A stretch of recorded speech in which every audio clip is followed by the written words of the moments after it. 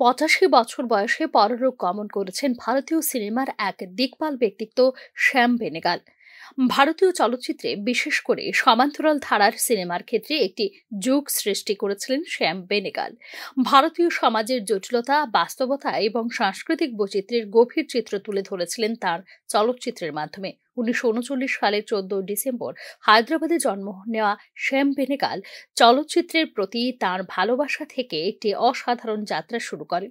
Television এবং তথ্যচিত্র নির্মাণের মধ্য দিয়ে ১৯৭০-এর দশকে ফিচার ফিল্ম নির্মাণের জগতে প্রবেশ করেন তিনি। ১৯৭৪ সালে তার প্রথম পূর্ণ দৈর্ঘ্য ছবি অঙ্কুর এক নতুন ধারার সিনেমার সূচনা করে, যেখানে মূল ধারার বলিউডের বানানো চলচ্চিত্রের তুলনায় আত্মপ্রকাশ করে বাস্তবধর্মী এবং সামাজিক দৃষ্টিভঙ্গি নিয়ে। বেনেগালের কিছু অতি জনপ্রিয় সিনেমার মধ্যে রয়েছে নিশান্ত, মন্থন, ভূমিকা এবং কলিযুগ ১৯৮১। এসব কাজের প্রতিটিতেই দেখা যায় সমাজের নানান স্তরের মানুষ, তাদের সম্পর্ক এবং দ্বন্দ্বগুলিকে খুবই নিখুঁতভাবে চিত্রিত করছেন শ্যাম বেনেগাল।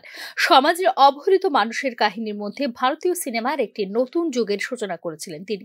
তার কাজের জন্য বহু জাতীয় পুরস্কার লাভ করেছেন বেনেগাল, যার মধ্যে রয়েছে ভারতের তৃতীয় সর্বোচ্চ বেসামরিক সম্মান পদ্মভূষণ। তবে তার আসল মূল্যায়ন শুধু পুরস্কারের সীমাবদ্ধ নয়। একজন শিক্ষাগুরুর মতো কাজ করার পাশাপাশি নতুন চলচ্চিত্র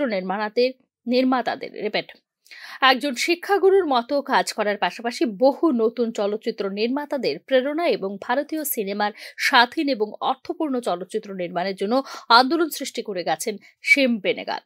ব্যুরো রিপোর্ট, নিউজ নাও।